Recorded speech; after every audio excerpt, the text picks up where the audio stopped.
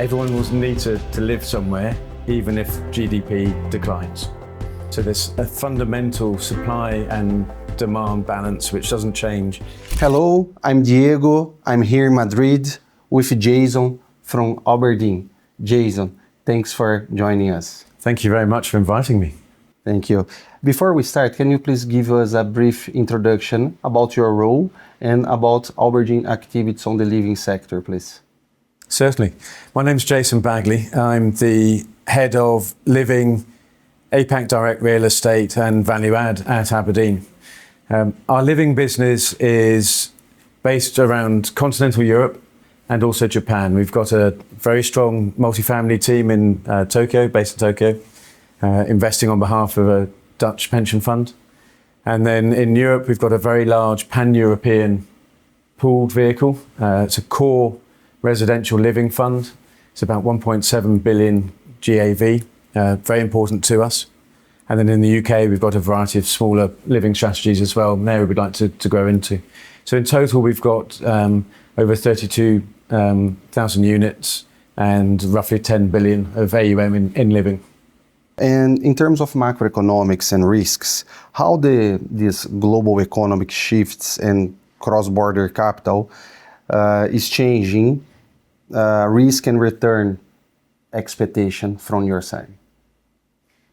Well, the macro is certainly interesting, isn't it? And has been just about every year for the last 10 years. There's been something which has influenced. And I think one of the things when you look at living is actually, it's perhaps not as correlated to macro events as some of the other sectors. So everyone will need to live somewhere, even if GDP declines. So there's a fundamental supply and demand balance which doesn't change in the same way as, for example, office space, where obviously a much stronger correlation.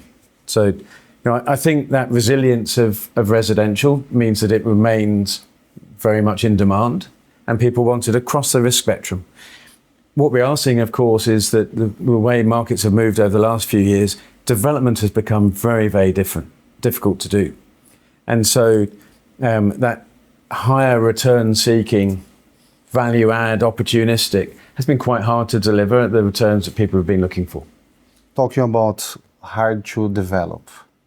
Of course, I was in Germany yesterday. They were complaining about the construction costs in some cities in terms of regulation to develop or to retrofit or to repurpose an asset.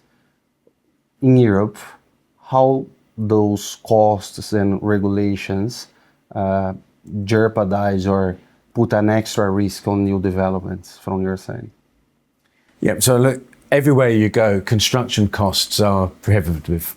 We're struggling to find viability because labour costs have increased, materials have increased. But actually, it's more than just that. It's the delays which come in through long planning periods, changing regulations, uncertainty over rent regulations, for example. And then, of course, you've got ESG. Now, we spend more and more on making sure we've got efficient buildings.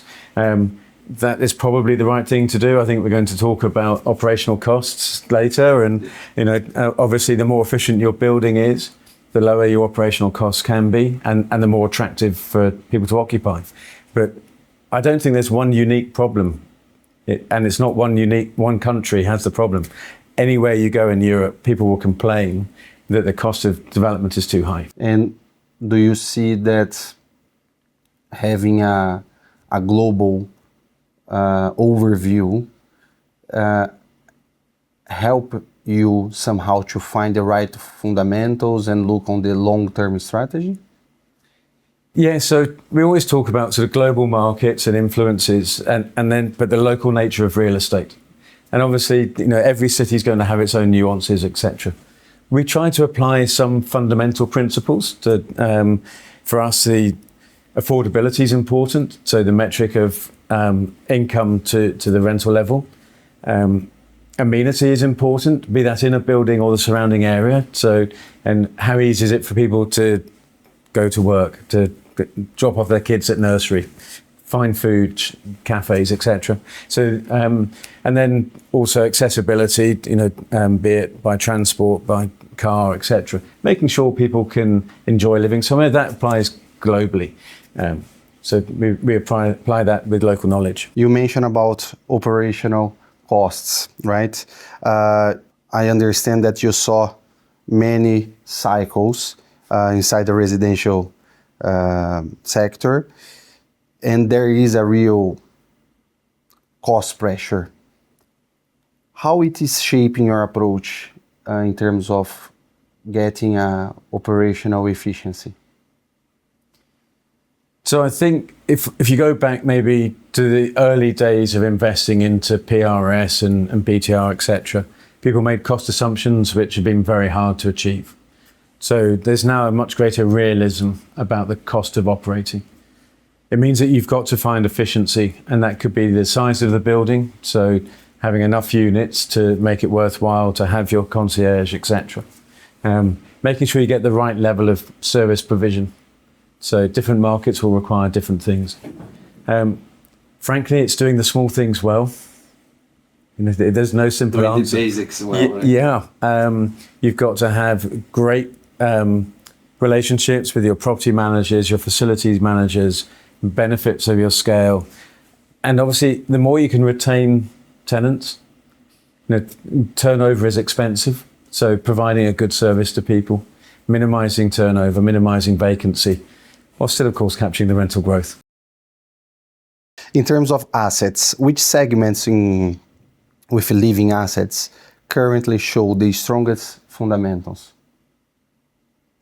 So I think the interesting thing about living at the moment is that actually the fundamentals are strong across just about everything. So we have found it's been harder to get really good occupancy in some of the senior living, and yet you look at the age demographics across Europe and you think that is going to come. It's an obvious decision. Yeah, so it's quite an interesting area.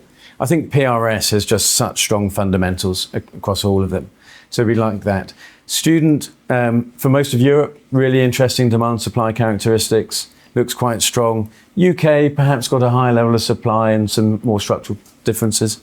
So we quite like across the spectrum. I haven't touched on hospitality, but that obviously in Southern Europe has been a huge benefit recently, booming, and I think will probably continue to do so quite well.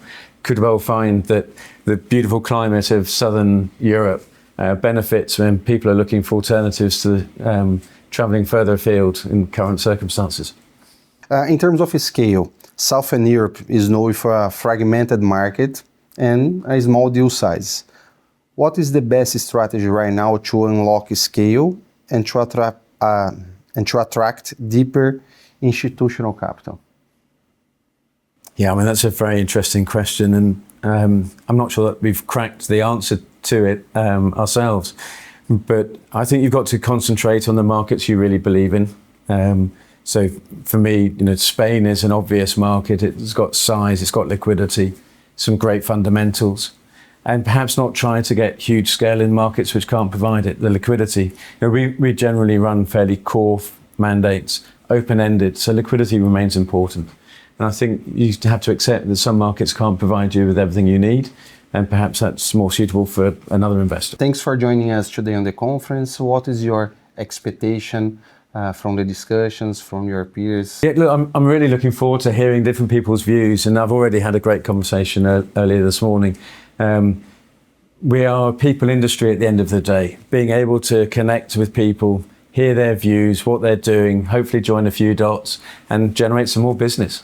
Jason, thank you very much for joining us. It's a pleasure to have you here in Madrid.